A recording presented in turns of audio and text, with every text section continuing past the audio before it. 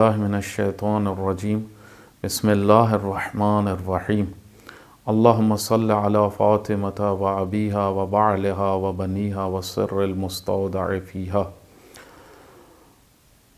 اللہ سبحانہ و تعالی آپ سب مومنین کو صحت و سلامتی عطا فرمائے۔ آپ کی خدمت میں سیدہ فاطمۃ الزہرا سلام اللہ علیہا کے خطبے کا آغاز کیا تھا اور اس میں ہم نے حمد و ثنا کے حصے کو کمپلیٹ کیا تھا۔ حمد و ثنا کے بعد سیدہ فرماتی ہیں وَأَشْهَدُ أَن لَا إِلَٰهَ إِلَّا اللَّهُ وَحْدَهُ لَا شَرِيكَ لَهُ كَلِمَةٌ جَعَلَ الْإِخْلَاصَ تَأْوِيلَهَا۔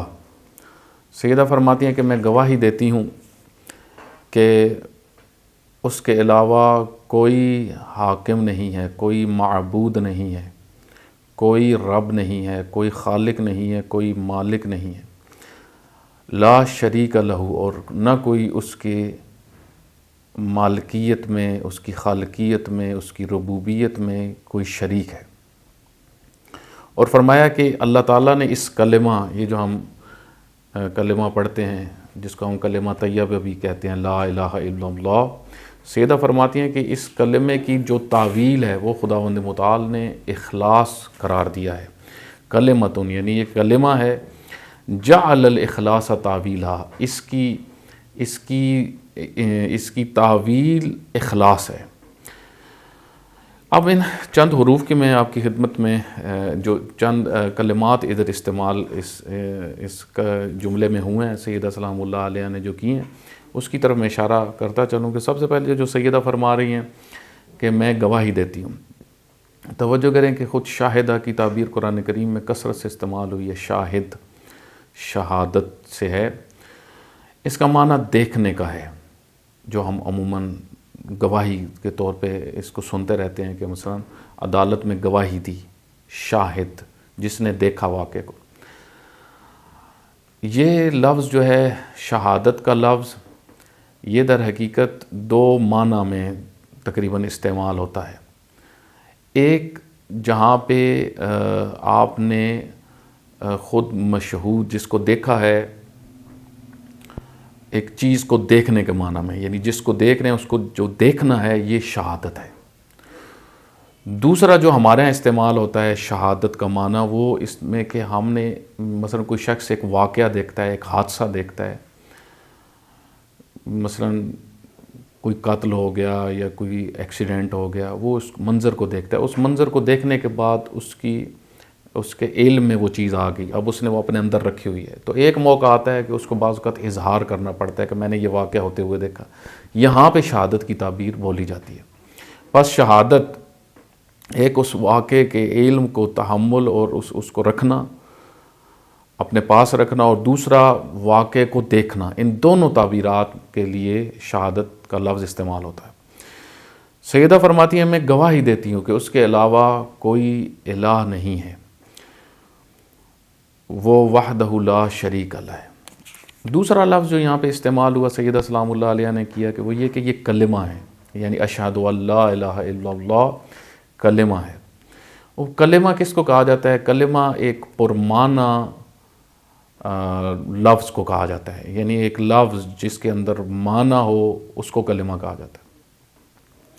یا مثلا ایک مفہوم جو معنی رکھتا ہو، ٹھیک ہے، ایک عبارت جو ایک معنی رکھتی ہو، اس کے لیے بھی کلمہ کی تعبیر استعمال ہوتی ہے۔ جس طرح خود کلمہ کے عموماً اقسام جو کہی جاتی ہیں وہ اسم، فعل اور حرف۔ وہ اسم بھی مستقل معنی رکھتا ہے، فعل بھی مستقل معنی رکھتا ہے، لیکن جو حرف ہے وہ ان کے ساتھ، یعنی اسم اور فعل کے ساتھ مل کے معنی دیتا ہے۔ یہ کلمہ کی اقسام بیان ہوتی ہیں۔ لیکن اس کے علاوہ بعض کہتے ہیں ایک عبارت، وہ بھی اگر ایک خاص معنی کے ساتھ بیان ہو رہی ہو ایک جہت کی، اس کے لیے بھی کلمہ کی تعبیر استعمال ہوتی ہے۔ جس طرح لا الہ الا اللہ یا کلمۃ اللہ ہی العلیٰ قرآن کریم میں تعبیر استعمال ہوئی۔ شعار جس کو آپ کہہ سکتے ہیں شعار دین جو ہے، جس طرح لا الہ الا اللہ ہے، یہ ایک کلمہ کے طور پہ آپ اس کو کہہ سکتے ہیں۔ جس طرح کلمہ ہیہات من الذلہ، ٹھیک ہے، ہیہات من الذلہ ایک تعبیر ہے، یہ اس کو بھی کلمہ آپ کہہ سکتے ہیں۔ یعنی ایک شعار، ایک ایسی عبارت جس کے اندر ایک مفہوم ہے، اس کے لیے بھی کلمہ کی تعبیر استعمال ہوتی ہے۔ اس کے بعد سیدہ سلام اللہ علیہ نے فرمایا کہ اس کا یعنی اخلاص کو اس کی تعویل، اس کلمے کی تعویل یعنی لا الہ الا اللہ کی تعویل وہ اخلاص ہے۔ یعنی اب تعویل کا معنی کیا ہے؟ تعویل کہتے ہیں چیز کا اصل کی طرف پلٹنا، اصل کو کہتے ہیں، اول سے، اول یعنی اصل۔ تعویل کی تعبیر بھی قرآن کریم میں بہت زیادہ استعمال ہوئی، انشاءاللہ میں اس کی طرف اشارہ کروں گا۔ پس اس کلمے کی اصل کیا ہے، اس کلمے کی بنیاد کیا ہے، اس کلمے کی حقیقت کیا ہے؟ اخلاص ہے۔ یعنی اگر لا الہ الا اللہ کے اندر اخلاص نہیں ہے تو یہ لا الہ الا اللہ آپ کو یہ کلمہ فائدہ دینے والا نہیں ہے۔ اس چیز کی طرف سیدہ سلام اللہ علیہ بیان فرما رہی ہیں۔ اب آتے ہیں اس مطلب کی توضیح کی طرف۔ دیکھیں، اسلام کا آغاز کلمہ توحید سے ہوتا ہے۔ رسول اللہ صلی اللہ علیہ وسلم نے بھی فرمایا قولوا لا الہ الا اللہ تفلحوا، لا الہ الا اللہ کہو گے تو فلاح پا جاؤ گے۔ یہاں سے دین کا آغاز ہو جاتا ہے۔ جس طرح حضرت امیر المومنین علی بن ابی طالب علیہ السلام بھی فرماتے ہیں کہ اول دین معرفت اللہ معرفتہ، دین کا آغاز اللہ کی معرفت سے ہوتا ہے۔ اس وجہ سے رسول اللہ صلی اللہ علیہ وسلم نے دین کا آغاز غیبت کی ممانعت سے نہیں کیا، داڑھی رکھوانے سے نہیں کیا، یا مثلا جھوٹ کو روکنا اس سے نہیں کیا کہ جھوٹ مت بولو۔ یہ ساری چیزیں بعد میں بیان ہوئی، لیکن بنیادی ترین چیز کیا تھی؟ کہو لا الہ الا اللہ تفلحوا، فلاح پا جاؤ گے۔ وہ معاشرہ اس بات کو سمجھ رہا تھا، اس وجہ سے یہ جو کلمہ تھا جو رسول اللہ صلی اللہ علیہ وسلم نے بیان کیا، یہ در حقیقت اس پورے مشرکانہ ماحول کی جو سوچ تھی اس کے اگینسٹ تھا۔ اس وجہ سے وہ سارے خوفزدہ ہو گئے کہ یہ تو ایک جو مشرکین تھے وہ سمجھ رہے تھے کہ یہ ایک نظریہ ہے، ایک سوچ ہے کہ جو ہمارے خلاف ہے، جو ہم سسٹم لے کے چل رہے ہیں اعتقادات کا، یہ اس کے خلاف ہے۔ اب یہاں سے ہم سوچیں کہ خود آپ دیکھیں کہ رسول اللہ صلی اللہ علیہ وسلم نے در حقیقت جس دین کو دنیا تک پہنچایا، انسانوں تک پہنچایا، مسلمانوں تک پہنچایا، اس کا محور اور اصل توحید ہے، اور سیدہ اسی کی طرف اشارہ فرما رہی ہیں۔ یعنی حمد و ثنا بھی در حقیقت اللہ تعالیٰ کی ہے، اور پھر اللہ تعالیٰ کی حمد و ثنا اور اس کی نعمتوں کا تذکرہ کرنے کے بعد سب سے پہلی چیز جو سیدہ فرما رہی ہیں وہ یہ کہ میں گواہی دیتی ہوں، میں گواہ ہوں اس چیز کی کہ اس کے علاوہ کوئی الہ نہیں ہے اور اس کی الوہیت میں کوئی شریک نہیں ہے۔ یعنی یہاں سے انسان کی آئیڈیالوجی کا، مومن کی آئیڈیالوجی کا آغاز ہوتا ہے، اس کی سوچ کا آغاز ہوتا ہے کہ وہ اپنی سوچ میں بھی اور اپنے عمل میں بھی موحدانہ زندگی گزاریں۔ اور آپ دیکھیں اسلام کی سب سے خوبصورت جو چیز اسلام نے پیش کی، رسول اللہ صلی اللہ علیہ وسلم جس کو لے کے آئے اور قرآن کریم نے جس موضوع کو تفصیل کے ساتھ بیان کیا، وہ توحید کا موضوع ہے۔ اور توحید تمام احکام دینی کی جڑ ہے، بنیاد ہے، حتیٰ اصول دین کی بھی جڑ ہے۔ اصول عقائد میں بھی سب سے مین کون سا ہے؟ توحید۔ اچھا، پھر نبوت بھی در حقیقت توحید کی شاخ ہے، امامت بھی توحید کی شاخ ہے، قیامت کا موضوع بھی توحید کی شاخ ہے۔ اگرچہ یہ موضوع اپنی جگہ پہ مستقل ہیں، لیکن یہ سب توحید سے جڑے ہوئے ہیں۔ اسی وجہ سے کہا جاتا ہے علم الہیات۔ علم الہیات میں یہ ساری باتیں آتی ہیں، قیامت کی بات آتی ہے، نبوت کی بات آتی ہے، عدل الہی کی بات آتی ہے، لیکن توحید اس میں محوری حیثیت رکھتا ہے۔ اس وجہ سے توحید کا چیپٹر بہت اہم ہے، اور مکتب تشیع میں کیونکہ مکتب تشیع کے جو تعلیمات ہیں اس کے بانی اہل البیت علیہ السلام ہیں، اور اہل البیت علیہ السلام در حقیقت رسول اللہ کے دین کے مفسر ہیں، اور وہ دین جو اللہ تعالیٰ کی طرف سے رسول اللہ پر آیا ہے۔ اس وجہ سے آپ دیکھیں گے کہ اہل البیت نے سب سے زیادہ توحید کو بیان کیا ہے، کیونکہ مفسرین قرآن ہیں، قرآن کا مہم ترین ٹاپک توحید ہے۔ اس وجہ سے اہل البیت کی تعلیمات میں بھی آپ کو محوریت اور اساسی ترین چیز جو ملے گی توحید ملے گی، اور توحید کا مسئلہ حل ہے تو دوسرے سب مسائل حل ہوں گے۔ اگر فکری توحید اور عملی توحید انسان کی حل ہو جائے، پھر زندگی کے سارے معاملات ٹھیک ہو جاتے ہیں۔ یہ جو بعض لوگ کہتے ہیں، مثلا عموماً شبہات، شیعہ کے خلاف بہت سارے شبہات لوگوں کے ذہنوں میں ڈالے جاتے ہیں، اس میں سے ایک یہ ہے کہ شیعہ جو ہے یہ ان کو توحید کا کچھ پتہ نہیں ہے، یا ان کے مکتب میں توحید نہیں ہے۔ یہ محض جہالت میں مبنی نظریہ ہے۔ ٹھیک ہے، ممکن ہے کہ بعض علاقوں میں، بعض سوسائٹیز میں، جس طرح پاکستان کے اندر شیعہ کمیونٹی کے اندر جو ایک بڑی تعداد ہے، ان کے اندر غالی افراد پائے جاتے ہیں، اور بعض اوقات ان کا اثر رسوخ بہت زیادہ ہوتا ہے، ممبروں کے اوپر وہی نظر آ رہے ہوتے ہیں، پھر ویڈیوز انہی کی آؤٹ ہوتی ہیں، کلپس آؤٹ ہوتے ہیں، تو لوگ اندازہ اس سے یہ لگاتے ہیں کہ شاید شیعہ کے ہاں توحید کا نظریہ نہیں بلکہ یہی غلو امیز عقائد ہیں کہ جس میں اللہ تعالیٰ کے بندوں کو رب کی حیثیت دے دی جاتی ہے۔ تو یہ در حقیقت اس علاقائی سطح پہ اس مکتب کے جو پیروکار ہیں ان کی انفارمیشن نہ ہونے کا نتیجہ ہے، یا علماء کی سستیوں کا نتیجہ ہے، غیر ذمہ داریوں کا نتیجہ ہے، علماء کا میدان میں نہ ہونے کا نتیجہ ہے کہ جاہل لوگوں نے ہاتھ میں سارے معاملات لے لیے اور عوام کو بہکا دیا۔ اس کے برعکس ہم دیکھتے ہیں کہ جہاں پہ بھی مثلا ایران کے اندر یا عراق کے اندر جہاں پہ ایک قدیمی تشیع اور علمی تشیع موجود ہے، خصوصاً انقلاب اسلامی کے بعد ایران کے اندر دیکھتے ہیں کہ وہاں پہ توحید کا نظریہ اور وہ خالص آئیڈیالوجی جو نہج البلاغہ کی ہے اور خطبہ حضرت زہرا سلام اللہ علیہ اور صحیفہ سجادیہ، یہ آپ اگر نہج البلاغہ کا ہی مطالعہ کریں، اول سے ہی توحید کا آغاز ہے، اور امیر المومنین نے اتنی گہرائی سے توحید بیان کی ہے۔ خود امیر المومنین نے ایک جملہ امیر المومنین کا ہے کہ امیر المومنین فرماتے ہیں کہ جو کچھ اللہ تعالیٰ کے متعلق رسول اللہ کو علم تھا وہ کسی اور نبی کے پاس علم نہیں تھا، جو رسول اللہ نے پہنچایا، جو قرآن کے ذریعے سے پہنچا، توحید کا علم۔ اور در حقیقت اس توحید نے معاشرے میں تبدیلی لے کے آئے، وہ معاشرہ جس میں انحرافی توحید موجود تھی، اور حتیٰ ادیان کی بھی جو توحید بیان ہو رہی تھی، جس طرح حضرت عیسیٰ علیہ والسلام کے جو پیروکار تھے مسیح، وہ بھی انحرافی توحید بیان کر رہے تھے، یہودی بھی انحرافی توحید بیان کر رہے تھے، اور بلکہ ان کا اساسی ترین مسئلہ ہی توحید کا تھا کہ جو ہے وہ حضرت عیسیٰ کو اللہ کا بیٹا بنا دیا گیا۔ اسی طرح یہودیوں نے عزیر کو کہا، حضرت عزیر کو کہا ابن اللہ، جو خود شرک تھا۔ اللہ تعالیٰ نے واضح طور پہ بیان فرمایا قرآن کریم میں بھی اس چیز کی طرف کہ اللہ تعالیٰ وہ ہے کہ لم یلد ولم یولد، نہ اس نے نہ اس کو کسی نے جنا ہے، نہ اس نے کسی کو جنا ہے، اس کا بیٹا نہیں ہے، کیونکہ اللہ تعالیٰ زمان و مکان و جنس اور ان چیزوں سے بالاتر ہے، اس کا جسم نہیں ہے کہ اس کے بچے ہوں، وہ زمان و مکان میں نہیں ہے، اللہ تعالیٰ ان چیزوں سے بالاتر ہے۔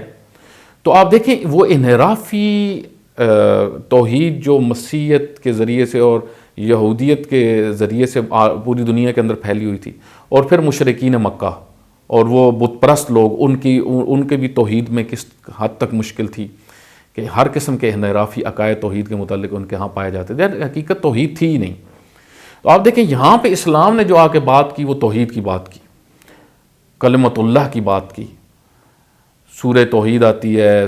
مثلا آپ دیکھیں قرآن کریم کا مثلاً آغاز ہی سورہ فاتحہ الحمدللہ رب العالمین، عالمین کا رب وہ ہے، یعنی اس کے علاوہ کوئی رب نہیں ہے، اس کے علاوہ کسی کی ربوبیت نہیں ہے، اسی سے مانگو، اسی سے طلب کرو، اسی کا سب کچھ ہے، خالق وہ ہے، مالک وہ ہے، زمینوں کو وہ بنانے والا ہے، جو ہے وہ آسمانوں کو وہ بنانے والا ہے، دنوں کو راتوں میں ڈھال دیتا ہے، رات کو دن میں ڈھال دیتا ہے، 7 آسمانوں کو بنانے والا، زمینوں کو بنانے والا۔ یہ اتنی تکرار سے آیات قرآن کریم میں آئی، اور آپ دیکھیں سورہ حدید جیسی آیات، هو الاول والآخر والظاہر والباطن وهو بكل شيء علیم، وہی باطن ہے، وہی ظاہر ہے، وہی باطن ہے، وہی اول ہے، وہی آخر ہے۔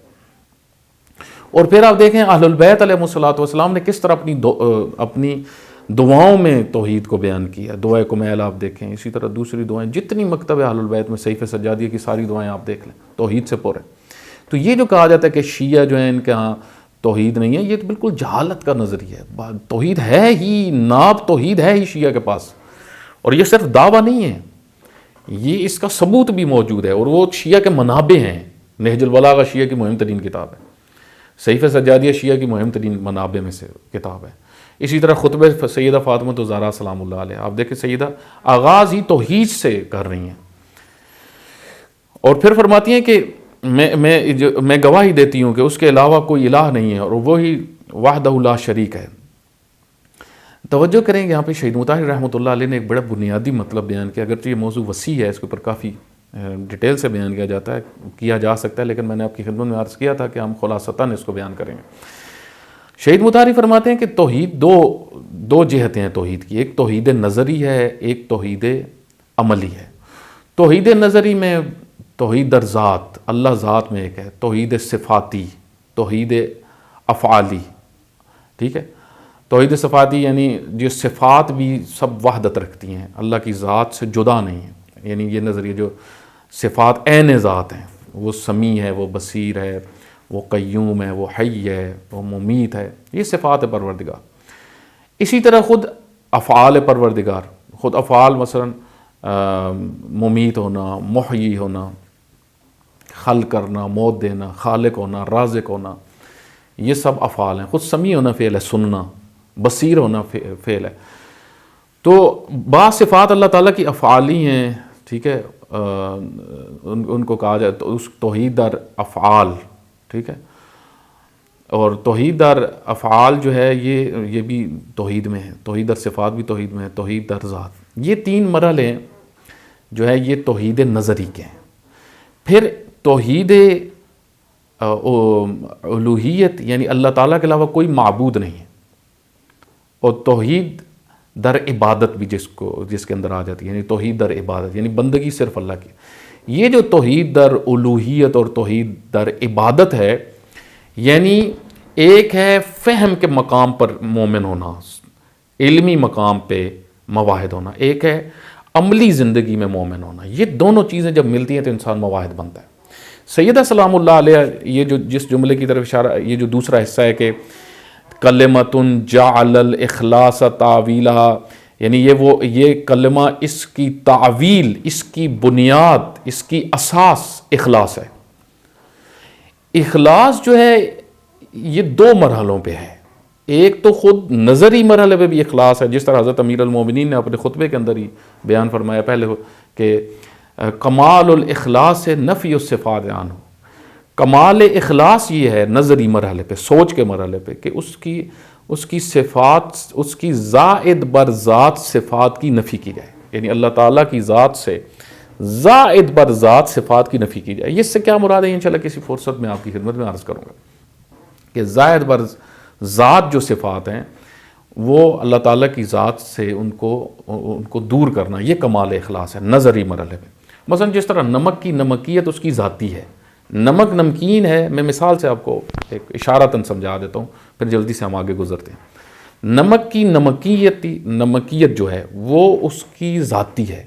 مثلا سالن میں بھی آپ کے نمک ہوتا ہے، ڈالتے ہیں، ٹھیک ہے، یہ نمک سالن میں جو نمک ہے یہ اس کا ذاتی نمکین پن نہیں ہے، بلکہ یہ نمک کی وجہ سے ہے۔ جتنی بھی نمک کے علاوہ چیزوں میں آپ کو نمکیت نظر آئے گی یہ سب نمک کی وجہ سے۔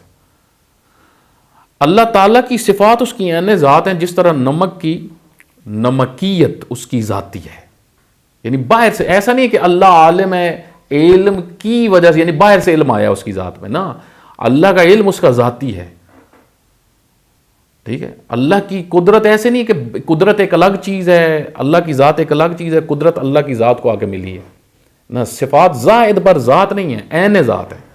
نمک کی نمکیت اس کی ذاتی ہے، ٹھیک ہے۔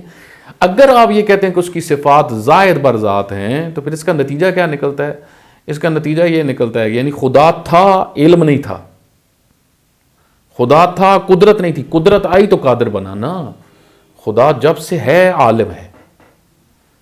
اس وجہ سے صفات زائد بر ذات جو اشاعرہ کا نظریہ ہے اس کو شیعہ نقطہ نظر سے، یعنی مکتب اہل البیت میں اس کو رد کیا جاتا ہے، اور خود بڑے بڑے فلاسفہ بھی عین ذات کے نظریے کے قائل ہیں، جس طرح ابو علی سینا رحمۃ اللہ علیہ وغیرہ۔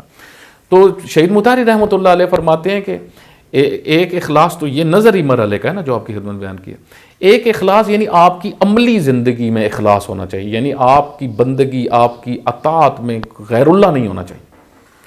جس طرح ایک حدیث ہے، رسول اللہ صلی اللہ علیہ وآلہ وسلم فرماتے ہیں، جب رسول اللہ سے پوچھا گیا کہ بلکہ حدیث اس طرح کہ نبی صلی اللہ علیہ وآلہ وسلم نے جبرائیل سے پوچھا، وما توکل علی اللہ، اے جبرائیل اللہ پہ توکل کرنے کا کیا معنی ہے؟ تو حضرت جبرائیل نے فرمایا کہ اس کا معنی یہ ہے کہ العلم بان المخلوق، یہ کہ مخلوق کو یہ یقین ہو جائے، انسان کو، معذرت کے ساتھ، انسان کو یہ یقین ہو جائے کہ مجھے اللہ کے علاوہ نہ کوئی نقصان پہنچا سکتا ہے، نہ کوئی فائدہ دے سکتا ہے، نہ کچھ دے سکتا ہے، نہ کچھ روک سکتا ہے، اور مخلوق سے کاملاً مایوس ہونا، یعنی مایوسی ہونا مخلوق سے، یہ وہ مرحلہ ہے کہ جہاں پہ جو ہے وہ اللہ تعالیٰ پہ آپ توکل کر رہے ہیں. یہ توکل کا معنی ہے. اگر جب عبد اس طرح ہو جائے گا کہ اس کی غیر اللہ کے اوپر کوئی امید نہیں ہے، اس کو غیر اللہ کا خوف نہیں ہے، فرمایا، اور نہ غیر اللہ سے کسی قسم کی طمع ہے، تو یہ کنڈیشن توکل کی ہے. نہ خوف غیر اللہ کا، نہ طمع، نہ لالچ غیر اللہ کی طرف رکھتا ہے، کچھ بھی نہیں رکھتا، ہر چیز اللہ کی طرف اس کا ذہن ہے. ٹھیک ہے، اللہ تعالیٰ سے مانگتا ہے، اللہ تعالیٰ کے اوپر توکل کرتا ہے. اس وجہ سے بعض اوقات جو ہماری یہ دعائیں قبول نہیں ہوتی نا، اس میں یہ ہوتا ہے کہ ہم اللہ کو پکار ہی نہیں رہے ہوتے، ہمارے دلوں میں اور ہوتے ہیں، ہم اللہ کو اپنی طرف سے کہہ رہے ہوتے ہیں، ہم تو دعائیں مانگتے ہیں، قبول نہیں ہوتی. ٹھیک ہے، در حقیقت ہم اللہ سے جب دعا مانگ رہے ہیں تو ہم نے اوروں کو دل میں رکھا ہوا ہوتا ہے. یہ ایک وجہ ہے کہ دعا قبول نہیں ہوتی. ٹھیک ہے، اس وجہ سے اللہ تعالیٰ فرماتا ہے کہ مجھے پکارو، ادعونی استجب لکم، مجھے پکارو میں قبول کروں، مجھے پکارو، ادعونی. ٹھیک ہے، ہم بعض اوقات کیا ہوتا ہے دوسروں کو پکار رہے ہوتے ہیں اور دعا اللہ سے کر رہے ہوتے ہیں. نہ، اللہ کو پکارو پھر اللہ قبول فرمائے گا. بس یہاں پہ جو مہم مطلب ہمیں سمجھنے کی ضرورت ہے وہ یہ کہ اخلاص ایک آپ کی عملی زندگی میں بھی ہونا چاہیے. توکل آپ کا اللہ تعالیٰ کی ذات پہ ہو، آپ اس کو رازق مانتے ہو، آپ اس کو مالک مانتے ہو. عملی زندگی یعنی آپ کی زندگی گزارنے کے رولز، طریقہ کار آپ بتائے کہ آپ موحد انسان ہیں. زیستن آپ کی زندگی بتائے کہ آپ موحد انسان ہیں. یہ در حقیقت وہ مرحلہ اخلاص ہے.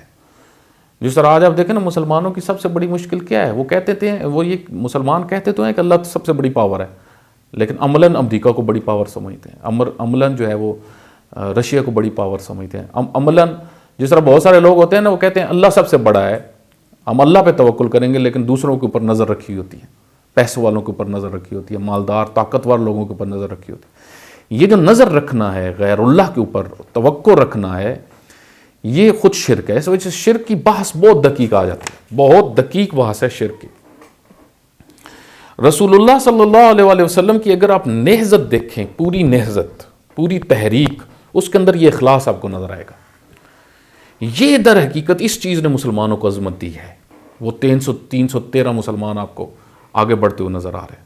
اس وجہ سے اللہ تعالیٰ نے قرآن کریم میں اس چیز کی طرف بالکل واضح طور پہ فرمایا کہ میں تمہارے لیے کافی ہوں. اگر مجھے تم اپنا ولی بناؤ، اگر تم مجھے اپنا سرپرست بناؤ، تو میں تمہارے لیے کافی ہوں. جس طرح اللہ فرماتا ہے کفا باللہ شہیدا، اللہ شاہد ہونے کے لیے کافی ہے. ذرنی جو تعبیر قرآن کریم میں استعمال ہوئی کہ میں تمہارے لیے کافی ہوں. اس طرح جس طرح آیت میں بھی اشارہ ہے کہ اللہ اپنے عبد کے لیے کافی ہے، کافن بعبدہ، اللہ اپنے بندے کے لیے کافی ہے. یہ وہ مرحلہ ہے توحید کا کہ جب تک آپ ایک شخصیت میں یہ نہیں آتا، اس وقت تک آپ میں کوئی تبدیلی بڑی نہیں آئے گی، نہ آپ پھر معاشرے میں تبدیلی لے کے آ سکتے. آپ دیکھیں امام خمینی رحمۃ اللہ علیہ غیر معصوم شخصیت ہے، کس طرح وہ اتنی بڑی تبدیلی لے کے آگے معاشرے کے اندر. وہ مواحد تھے. پھر ہم معصومین کی زندگی میں جاتے ہیں. امام حسین علیہ السلام کی آپ دیکھیں زندگی کے آخری مرحلے تک آخری تعبیرات آپ کو کیا ملیں گی؟ رضن بقضائک، تیری رضا پہ راضی ہوں، تسلیما لامرک. یہ وہ عملی توحید ہے، اخلاص، کہ سر تن سے جدا ہو رہا ہے